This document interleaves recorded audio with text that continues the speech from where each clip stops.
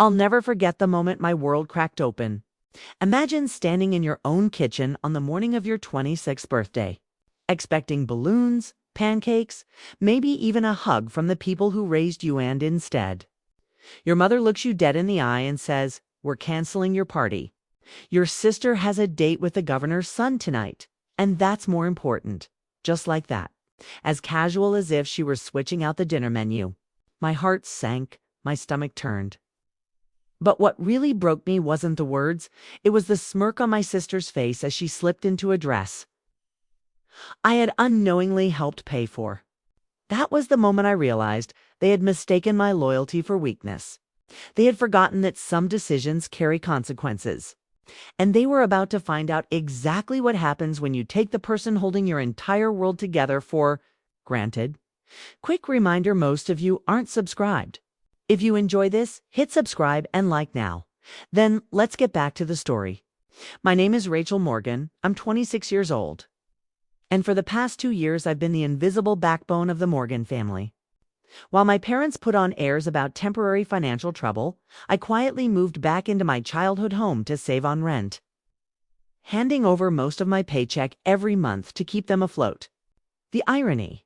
At 26, I was living in the very same room where my teenage self had dreamed of independence, yet paying the mortgage for 2 parents and a younger sister who acted like I didn't exist. I was the responsible one, the fixer, the one who always held everything together. But that morning, the morning of my 26th birthday, something in me snapped. I patted downstairs in my socks, expecting maybe to see streamers or the smell of chocolate chip pancakes like old times. Instead, I found my mother, let's call her Dion, buzzing around the kitchen with a vase of white roses, while my father, Alan, polished silver serving trays that hadn't seen daylight in years. "Morning, Mom," I said, pouring coffee from the expensive machine I'd bought them last Christmas. "The flowers look beautiful. Are those for tonight?" She barely looked up. "Oh, Rachel. Yes, they're for Lindsay's dinner. We want everything perfect for Ryan. Ryan Prescott, the governor's 29-year-old son. The man my 23-year-old sister had been gushing about for days. Our parents were already fantasizing about country club memberships and charity galas, as if Lindsay marrying Ryan would catapult them into high society." "That's nice," I said evenly. "So what time should I expect everyone for my party tonight?" The words hung in the air like smoke. My father's hands stilled. My mother's eyes darted down. And then, like clockwork, my sister walked in wearing a cream-colored Chanel dress that probably cost more than most people's rent. About that. My mother began with that tone she used whenever she was about to let me down. "We think it's best to postpone your celebration. Just until next weekend." My father jumped in. "You understand, don't you? This dinner with Ryan it's important." Lindsay's face glowed as she chimed in sweetly. "Come on, Ratch. You've always been the mature one. Besides, 26 isn't even a milestone birthday, right? It's not like you're 30 or engaged or anything. The cruelty wasn't even intentional." That was the worst part. My sister genuinely believed my life was less important than her dinner date. My mother sealed the decision with a smile. "We already moved the caterer here. The menu will be more sophisticated for Ryan anyway." The caterer. The hall I'd rented, all of it paid for with my own money. I had been looking forward to that party not because I needed a celebration, but because it represented one night where maybe, just maybe, I wasn't invisible. But to them, I was expendable, disposable. Their live-in ATM machine. I set my coffee down carefully, forcing calm into my voice. "What about my friends? Aunt Clara is driving in from Philadelphia. Jenny flew in from Chicago. I invited people who've cleared their schedules." My father waved me off. "We'll call them. They'll understand. Family comes first. And Lindsay's future is at stake. Lindsay's future, always Lindsay's future. Not the fact that for 18 months I had been paying the mortgage. Not the fact that my 60-hour weeks in corporate finance were the only reason we had a roof over our heads. My parents doted on Lindsay's beauty, her charm, her endless potential. Meanwhile, I kept the lights on. And they still had the audacity to look me in the eye and tell me my birthday was less important than my sister's date. Make some calls, my mother said cheerfully. You've always been so understanding. I nodded. But instead of calling guests to cancel, I went upstairs, shut my bedroom door, and opened my laptop. On the screen glowed the online banking system I had used for nearly 2 years to funnel my paycheck into their mortgage. Their insurance, their everything. 18 months. Send 10 lambai every single month. And for what? To be told my life mattered less than a dinner date? My eyes settled on the upcoming automatic payments scheduled for the very next morning. And with a single click, I canceled it. My hand didn't shake. My heart didn't race. Just cold, absolute clarity.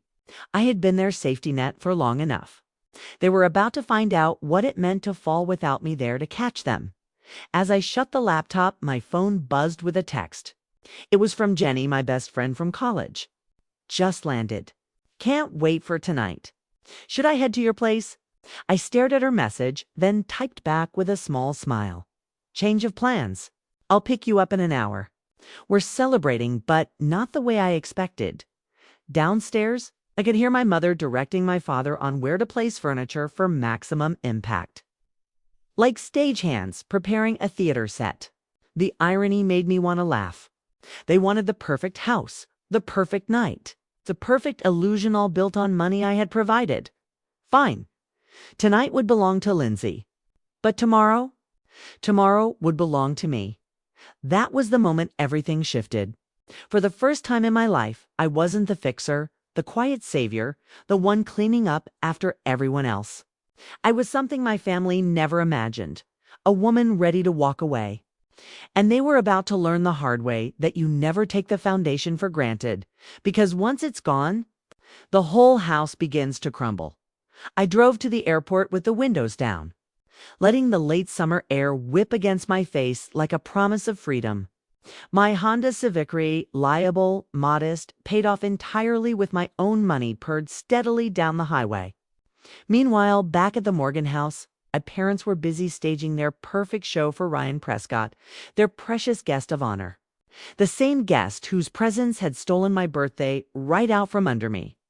Jenny was waiting at baggage claim, her fiery red hair catching the sunlight as she waved and barreled into me with a hug.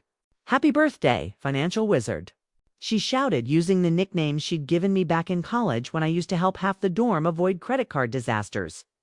She pulled back and grinned, her green eyes sparkling with mischief. "I brought something amazing from Chicago Handmade Chocolates. Limited edition. Don't worry, I smuggled them past airport security." I laughed, my chest loosening for the first time all day. "You have no idea how much I need this right now." "Oh, I have some idea," she said as we loaded her suitcase into my trunk. "Your text sounded like code for my family is acting insane again. Spill? What happened?" As I merged onto I-91 toward downtown Hartford, the whole story spilled out of me. How my parents had canceled my birthday celebration. How the caterer and venue I'd paid for were now being repurposed to impress Lindsay's new flame. How my sister had looked me dead in the eye and dismissed my 26th birthday as nothing special. Jenny's reaction was priceless. She smacked the dashboard so hard my Civic shook. Wait, you're telling me you've been paying their mortgage for a year and a half? And they canceled your birthday for Lindsay's date? Are you kidding me? 18 months, I corrected, my tone flat. Send 10 lambai yuan every single month. Plus property taxes, insurance, utilities, all while Lindsay racks up bills like her credit card is monopoly money. Jenny's jaw dropped. Modeling career, right? Last I checked, she'd done exactly one photo shoot for a department store catalog. Don't remind me, I muttered, switching lanes. She works part-time at a boutique, calls it networking, and meanwhile I'm pulling 60-hour weeks at Winston and Row Financial just to keep the lights on at home. It's insane. Jenny gave a low whistle. And your parents just let her? No, worse, they encourage it. They don't just encourage it, I said, my knuckles tightening on the steering wheel. They fund it. With my money. I've been the safety net for so long, they've forgotten it even exists. They think the mortgage just magically pays itself. The credit cards balance themselves. and Lindsay's designer wardrobe falls from the sky. For a moment, the only sound in the car was the steady hum of the road beneath us. Jenny shook her head in disbelief. So, what now? You're not just going to keep letting them do this, are you? I felt a sharp, almost electric thrill as I told her the truth. No, I canceled the transfer this morning. The mortgage isn't getting paid tomorrow. They're about to find out what life looks like without me quietly saving them in the background. Jenny's eyes widened, and then, slowly, a grin spread across her face. Oh my God, Rachel, you're actually doing it. You're cutting them off. Finally. She leaned back against the seat and laughed, a sound of pure glee. I've been waiting for this day since sophomore year. I smiled too, though mine carried more weight than hers. It's not revenge. Not really. It's clarity. They need consequences, and they need to understand that I'm not their bottomless ATM. I'm their daughter, or at least I should be. When we reached the Marriott downtown, I valet parked and checked us into the suite I'd booked. Jenny threw herself onto the king-sized bed, bouncing like a kid. This, she declared, is the birthday celebration you deserve. Forget the Morgan's performance back at the house. Tonight, we drink champagne and plot your family's financial reckoning. I laughed as I set down my purse. You make it sound like a spy mission, isn't it? She teased, wiggling her eyebrows. You're the double agent. By day, the dependable corporate analyst. By night, the secret mastermind with spreadsheets of doom. She wasn't entirely wrong. I opened my laptop and pulled up the financial files I'd been compiling for months. Every transfer, every mortgage payment, every car lease, every indulgence I'd quietly funded. This is the part no one knows, I said, showing her a separate set of spreadsheets. I've been building my own consulting practice on the side. Small businesses, individuals, people who can't afford Winston and Rose rates. Word of mouth is spreading. I've already got more demand than I can keep up with. Jenny sat up, eyes shining. Why too mean you could leave your firm? I could, I admitted. In fact, I just got an offer from a tech startup here in Hartford. A contract that would pay nearly as much as my salary and give me flexibility to grow my own business. I was going to wait a few months, but I trailed off, my smile sharpening. Now feels like the right time. Jenny poured 2 glasses of champagne from the hotel minibar and handed me one. To Rachel Morgan, financial superhero and future empire builder. I clinked her glass. 2 consequences. To finally putting myself first. We drank, and for the first time in years, I felt like I was breathing fresh air instead of recycled oxygen from my parents' endless demands. But deep down, beneath the bubbles and laughter, one truth pulsed steady in my chest. Tomorrow morning, my family would wake up to a reality they'd never faced before. And when they did, the storm that followed would change everything. That thought made me smile. Because for once, I wasn't afraid of the storm. I was the one who had unleashed it the next morning. I woke in the hotel suite to the sound of my phone buzzing against the nightstand. I hadn't expected it so soon, but in a way I knew exactly what it was. I glanced at the clock, 6:47 a.m. My parents were early risers. But not this early. Not unless something had gone very, very wrong. I answered, my voice calm. Hello? Rachel, my mother's voice came through, sharp and panicked. Thank God you picked up. The bank called. They said our mortgage payment didn't go through. There must be some mistake, something with the transfer. Can you check your account? Fix this. I sat up slowly, deliberately, letting the sunlight filter through the curtains, paint gold across the room. Jenny stirred beside me, groggy, and gave me a questioning look. I mouthed, It's starting. Good morning, Mom, I said evenly. How was Lindsay's dinner with Ryan last night? There was a pause. Then irritation crept into her voice. It went very well. But Rachel, this is serious. The bank says if we don't bring the account current, they'll start foreclosure proceedings in 10 days. You've never missed a payment before. This has to be a mistake. I stood, walked to the window, and let the morning light warm my face. You're right. I've never missed a payment. But I didn't make this month's payment. Silence. the kind that vibrates through the air, heavy and stunned. I could hear her breathing hard, as if trying to process words she couldn't quite believe. "What do you mean you didn't make it?" She whispered. "I mean, I canceled the transfer yesterday. There will be no mortgage payment from me this month, Thor, any month after this." In the background, I heard my father's voice, urgent, confused. "What's going on? What is she saying?" "Put Dad on the phone," I said calmly, "and put me on speaker. This is a family meeting." A shuffle of movement. Then my father's voice strained. "Rachel, your mother says you didn't pay the mortgage. That can't be right. You've always—" "It's right," I cut in. "I didn't. And while we're being clear, I also canceled your car insurance, which expires tomorrow. Property taxes are due in 9 days. I won't be paying those either. Lindsay's car lease is about to be hit with penalties for violations. Her phone will be shut off by Tuesday. The gym membership, the streaming services, the little extras you've all come to expect, gone, effective immediately." The explosion of voices was instant. My mother's frantic pleading, my father's sharp demands, Lindsay's voice in the background breaking into tears. "How could you do this?" My mother cried. "We'll lose the house." "You might lose the house," I said coldly. "That depends on the choices you make over the next 10 days. You have options. Get second jobs. Sell Lindsay's designer wardrobe. Ask Ryan's family for help. But you will not get another dime from me. This is cruel." Lindsay's voice cut through, high-pitched and desperate. "You're being vindictive because of a stupid party.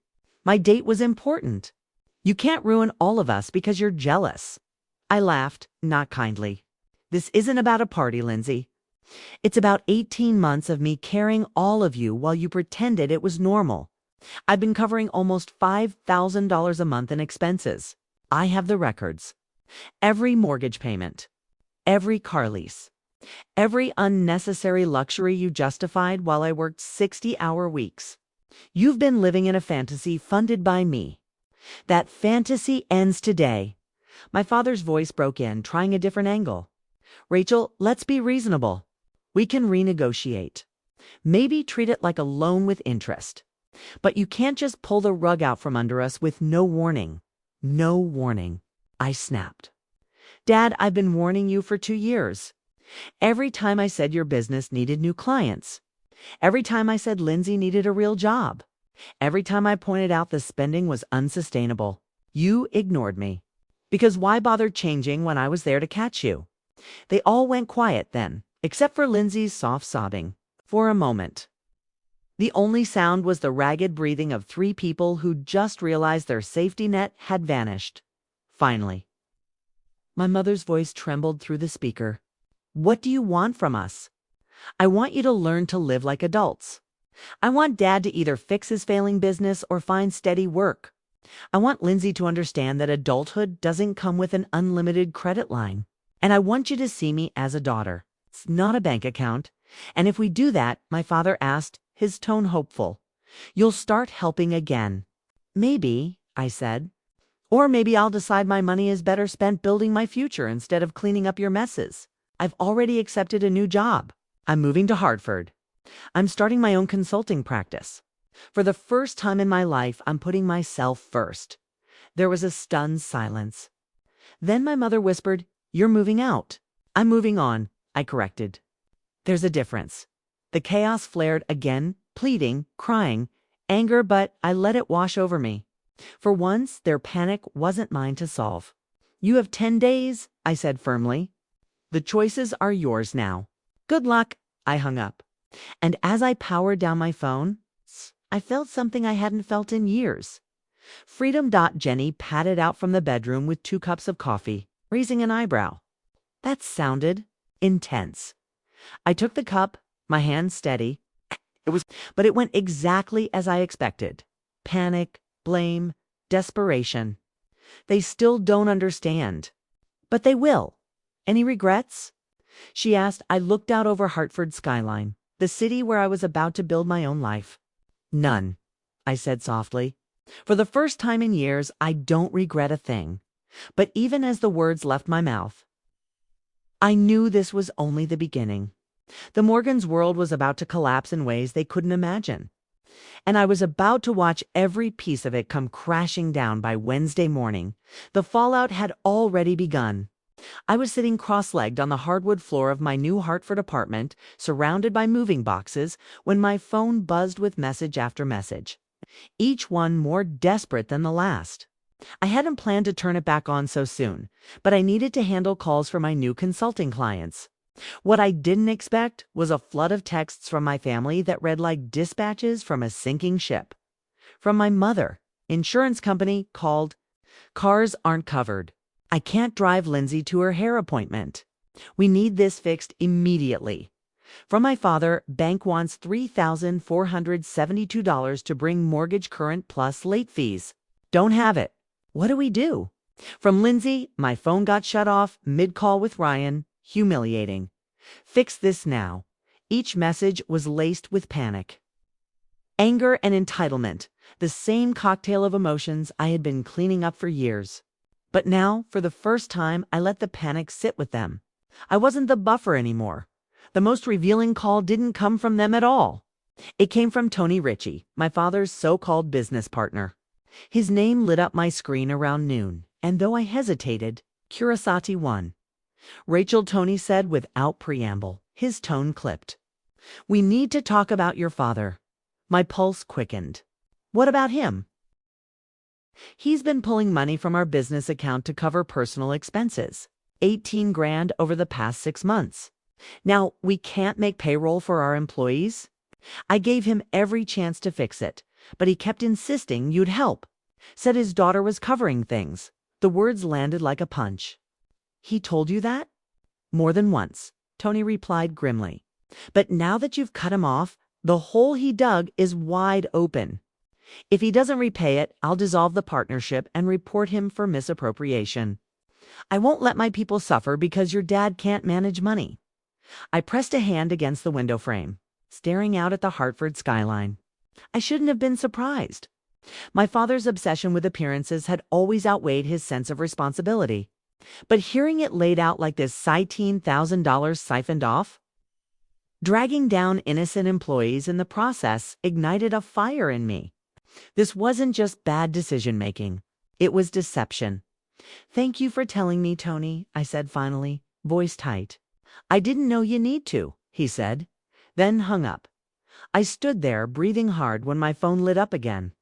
This time with a name that froze me in place. Ryan Prescott. "The golden boy himself," I answered cautiously. "Ms. Morgan." His voice was smooth, polite, and faintly confused. "This is Ryan Prescott. I believe I've been seeing your sister Lindsay." "Yes," I said carefully. "I know who you are." "Why are you calling me?" "Because Lindsay asked me to," he admitted. "She says there's been a misunderstanding, some financial hiccup. She thought perhaps you could assist." I almost laughed at the audacity. Lindsay had actually sent her new boyfriend to call me to beg on her behalf. "Ryan, whatever financial difficulties Lindsay is having are her responsibility. I'm no longer involved in my family's expenses." A pause. Then his tone shifted, more serious. "That's not what she told me. She said this was about a sibling argument over a canceled party. She made it sound trivial." I felt a bitter smile tug at my lips. That's Lindsay's way minimizing reality until it sounds harmless. The truth is this. My parents and sister have been living far beyond their means for years. I've been enabling them. I stopped. Now they're facing consequences. Ryan was silent for a long moment.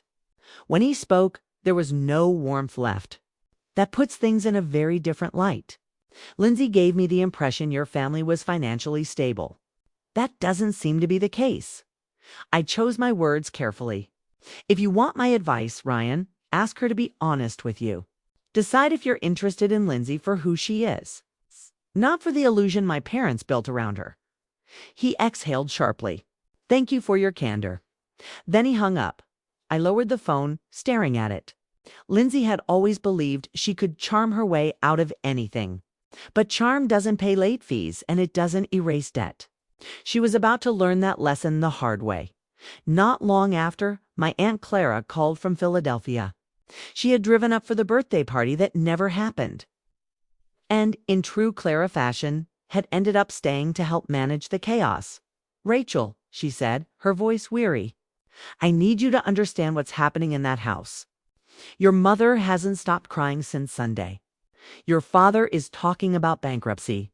Lindsay locked herself in her room. "The whole place feels like it's caving in. Are they doing anything useful?" I asked. "Or just panicking? Your father tried 3 banks for a loan. Denied across the board. His credit is worse than anyone realized. Your mother's been humiliating herself, calling friends for money. Lindsay applied for jobs yesterday, 6 of them, real full-time positions. That's something." It was progress. Small, fragile progress. For the first time, they were being forced to look reality in the eye. "Good," I said firmly. "That's what should have happened years ago. They should have been taking action instead of leaning on me." "But Rachel," Clara pressed, "they could lose the house. Your childhood home." "I know," I admitted. "And if that happens, they'll rent something smaller. If Lindsay loses her car, she'll take a bus. If Dad's business collapses, he'll get a job like the rest of the world. They'll survive. They just don't want to." Clara was quiet for a beat. "Are you really prepared to let them lose everything?" I stared out at the boxes stacked around me, the start of my new life. "I'm prepared to let them face the consequences of their choices." "That's not cruelty, Clara. That's reality." That night, long after the phone call stopped and the city outside my window went quiet, I lay awake staring at the ceiling. For years, I had thought the worst thing that could happen was my family falling apart. But now I wondered if the best thing, the only thing, was to let them. And as much as I wanted to believe they'd finally wake up and change, another thought nagged at me, darker, sharper. What if they didn't? What if, instead of taking responsibility, they found a new way to drag me back into the wreckage? Because if there was one thing I knew about my family, it was this: desperation made them dangerous. 3 days later, on a rainy Friday evening, there was a knock at my apartment door. At first, I thought it might be a delivery. I hadn't told my family my new address, and the landlord was strict about visitors. But when I peered through the peephole, my heart, Stuttered.Lindsay, she looked nothing like the flawless, pampered sister I'd grown up competing against. Her hair was unwashed, pulled into a messy ponytail. Her eyes were swollen from crying. And instead of designer dresses, she wore wrinkled jeans and an oversized hoodie that wasn't even hers, was one of Dad's old ones. Sleeves fraying at the cuffs. For a second, I considered not opening the door. But something in her face, raw, desperate, human, made me twist the handle. "Rachel," she whispered, her voice hoarse. "Can I come in?" I stepped aside without a word. She shuffled past me, arms crossed tight, as if holding herself together. The silence was thick as we settled in the living room. She perched on the edge of the sofa, staring at her chipped nail polish. Finally, she spoke. "Ryan broke up with me." Her words landed heavy in the quiet room. "I'm sorry," I said gently, and I meant it. She let out a bitter laugh. "He said he doesn't appreciate being misled. Apparently, when his parents found out the house might be foreclosed, they told him to find someone from a more stable background." She glanced at me, her eyes shimmering with unshed tears. He was right. I did mislead him. I've been pretending to be someone I'm not for so long. I don't even know who I actually am anymore. It was the most honest thing I'd ever heard her say, Lindsay. I said carefully, "You're 23. You have time to figure out who you are. But it starts with responsibility, with honesty." Her composure cracked. Tears slid down her cheeks as she choked out, "I don't know how to be responsible, Rachel. I don't know how to live without someone bailing me out. I've never had to. How do you do it? How do you make it all look so easy?" I shook my head. It's not easy. It's discipline, sacrifice, choosing what's truly important even when it hurts. But the freedom knowing you can stand on your own, that's worth everything. She nodded slowly as if trying to absorb it. I applied for a full-time job at a marketing company. The pay isn't great, $32,000 a year, but they said I could move up if I work hard.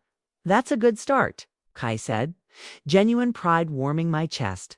And I listed my clothes and jewelry on consignment websites. The shop owner said I could probably get 15 grand, maybe more. She hesitated. I want to use it to help with the mortgage. To actually contribute? My breath caught. For the first time, my sister wasn't asking me for money. She was offering to solve her own problems. What about Mom and Dad? I asked. Our expression darkened. Dad admitted he borrowed from the business. Tony's furious. If he doesn't pay it back, he could lose everything. Mom's been talking about selling her jewelry. And get this, she applied for a full-time position at the library system. She's never worked more than 20 hours a week since high school, but she's trying. And how do they feel about me? I asked, bracing myself. They're angry. Really angry. But underneath it, Lindsay hesitated, then looked me straight in the eye. They're starting to realize. They're finally seeing how much you were doing.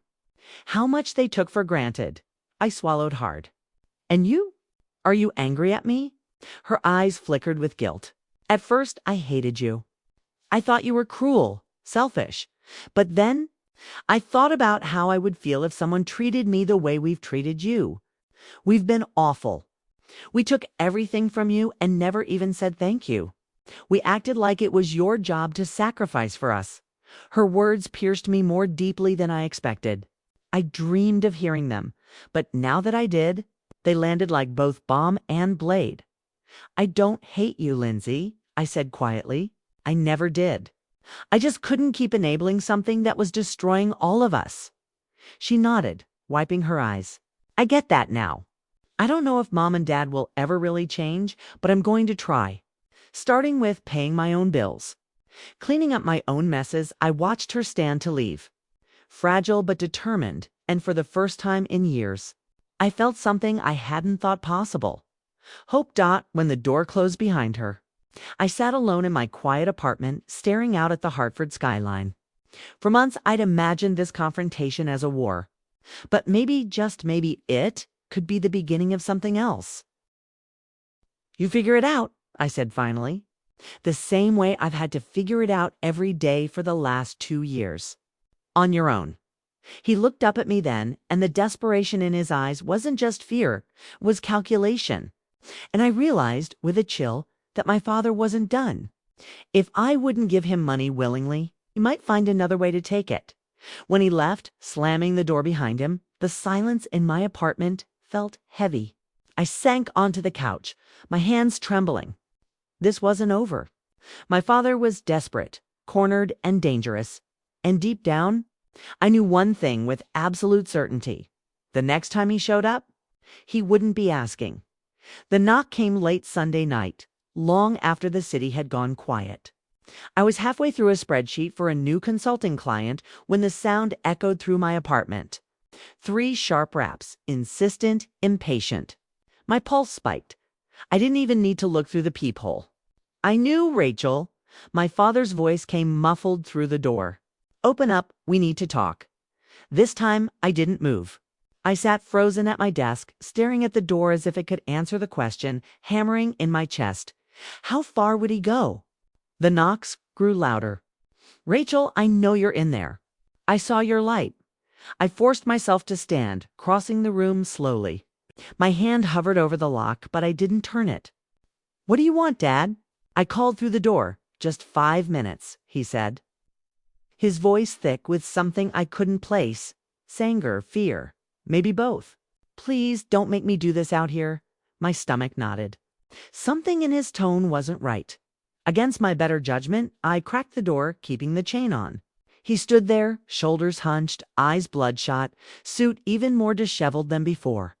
But what made my heart seize wasn't his appearance, it was the envelope in his hand. What's that? I asked cautiously. Everything, he said hoarsely. Bank notices. Letters from Tony's lawyer. Final warnings. If I don't come up with the money by tomorrow, it's over. He shoved the envelope against the chain so I could see the reddinked word. Final stamped across the top page. My throat went dry. I told you, Dad. I can't fix this for you. His eyes flicked up, wild and desperate. You can. You just won't. The words landed heavy between us. For years, That had been his truth. If I didn't clean up his messes, it was because I didn't care enough. Never because he'd gone too far. Go home, I said firmly, trying to keep my voice steady. Figure it out. It's not my job anymore. Something in him snapped. His hand shot out, rattling the door chain as he shoved against it. Don't you dare turn your back on me. You think you're better than us now, with your apartment and your new job? You owe me, Rachel.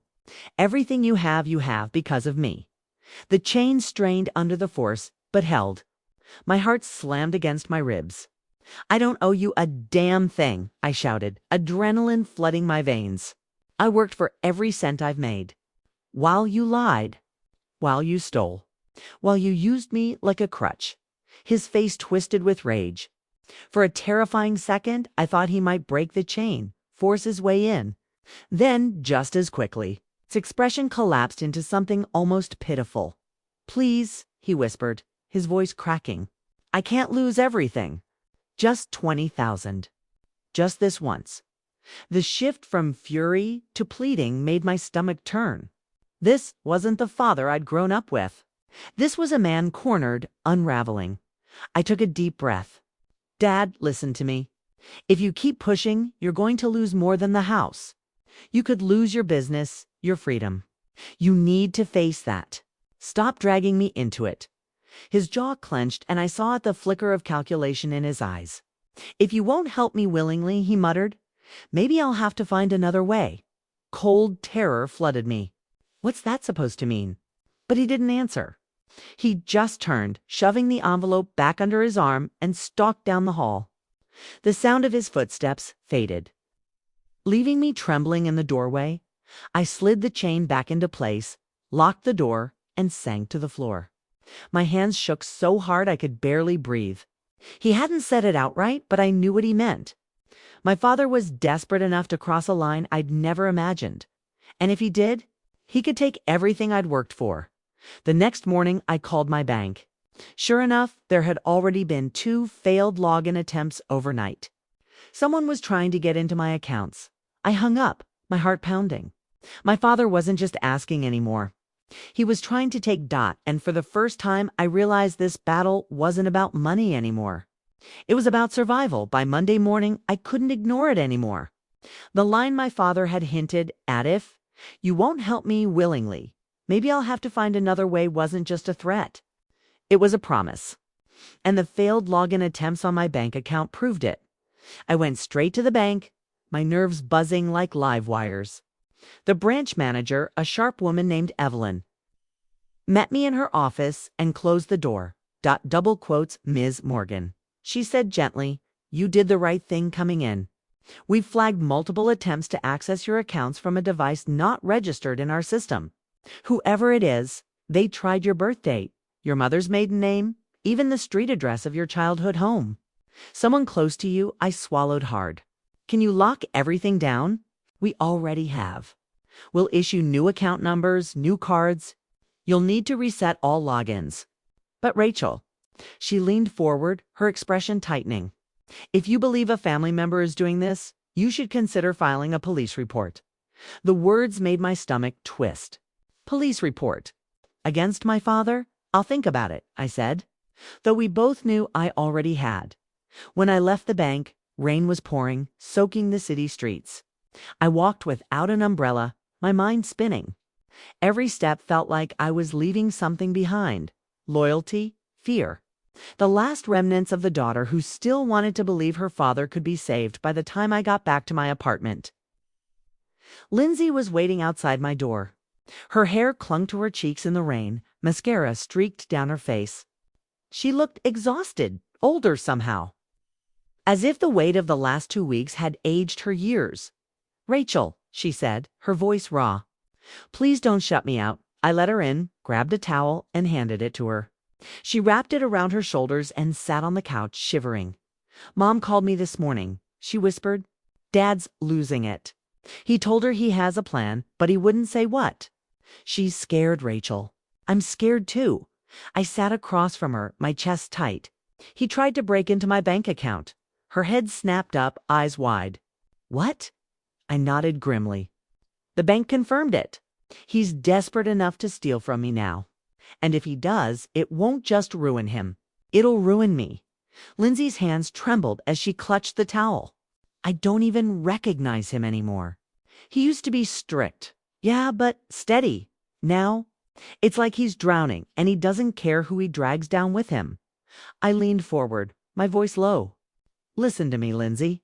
I need you to be careful. If Dad asks you for anything, documents, passwords, even access to your phone, you say no. You understand? He's not thinking straight. She nodded quickly, tears brimming. I know. And Rachel, I'm so sorry. For everything. For how I treated you. For letting them use you all those years. I can't fix what I did, but I want to be different. I want to help you now. The sincerity in her voice cut through me. For the first time, I saw her not as the spoiled little sister, but as a young woman standing at her own crossroads. Then help me protect Mom, I said. She's vulnerable. If Dad spirals, she could get caught in the middle. Lindsay wiped her eyes, nodding hard. I will. I promise. That night, I barely slept. Every creak in the building, every shadow under the door made me jolt awake. By 3 a.m., I gave up trying. I sat at my desk, staring at the glow of my laptop, drafting contingency plans like I was preparing for war. And maybe I was. The next evening, my phone buzzed with a message from an unknown number. It was a photo grainy taken in low light. My car parked outside my apartment building. And beneath it, 3 words that made my blood run cold. We need to talk. No signature, but I didn't need one. I knew exactly who it was. My father wasn't asking anymore. He was warning me, and deep down, I knew what was coming. The final confrontation, the photo, haunted me all night. My car parked outside my apartment with that chilling message. We need to talk. It wasn't just a request. It was a threat wrapped in 3 words. By morning, my hands shook as I held my coffee mug. Every sound from the hallway made me tense. I debated calling the police, but some part of me still resisted. This was my father, the man who had carried me on his shoulders at parades, who taught me to ride a bike, who used to tell me bedtime stories about heroes. But the man circling my apartment now wasn't that father. He was a stranger, desperate, cornered, dangerous stopped by late afternoon. The confrontation came. A pounding knock rattled my door. Not the nervous tapping of before, but hard, furious. My stomach dropped. Rachel? His voice was raw, jagged. Open the damn door. Now I stood frozen. Then, gathering every ounce of courage, I unlatched the lock and pulled the door open wide. Robert Morgan stood there, disheveled and wild-eyed, a storm bottled inside his chest. His shirt was wrinkled, tie hanging loose, sweat shining across his forehead. He looked less like a father and more like a man on the edge of ruin. You think you can just walk away from this family? He spat, shoving past me into the apartment. You think you can leave us to drown while you sit up here in your shiny new place? I shut the door behind him, my heart pounding. I didn't leave you to drown. I stopped letting you drown me. His laugh was bitter, ugly. Don't twist this. You have the money, Rachel. You could fix everything right now. The mortgage, the business, my reputation, all of it. But you won't because you're selfish. Selfish. The word cracked in my throat. I gave you 18 months of my life. 18 months of paychecks. 18 months of sacrifice. And you want to call me selfish? You owe me. He roared, slamming his fist against the wall so hard the frame of my city's skyline picture rattled. I raised you. I gave you a roof, food, and education. You wouldn't even have that paycheck if it weren't for me. I stepped forward, anger burning through my fear. You gave me the basics, Dad. That's not a teach what parents are supposed to do. But I went further. I gave you my future. And you wasted it. His face twisted, eyes blazing. For a moment, I thought he might actually strike me. Instead, he grabbed the envelope of foreclosure notices from his coat and threw it onto my table. Papers scattered everywhere. Red stamps screaming final notice across the pages. This is what you've done. He shouted. This is your fault. No, I said, my voice trembling but firm. This is yours. Every bad choice. Every lie. Every dollar you stole from Tony's business. You did this, not me. He stood there, chest heaving, fists clenched. The silence stretched tight, dangerous. Then, suddenly, his shoulders slumped. The fury drained out of him, leaving behind something hollow. I don't know who I am without it, he whispered, sinking into a chair. Without the house, the business, the image, I'm nothing. My throat tightened. For the first time, I saw it clearly. His entire life had been built on appearances. And now that the illusion was crumbling, so is he. You're not nothing, I said softly, though my voice was heavy with truth. But you're also not who you pretend to be. And until you face that, you'll keep destroying everyone around you.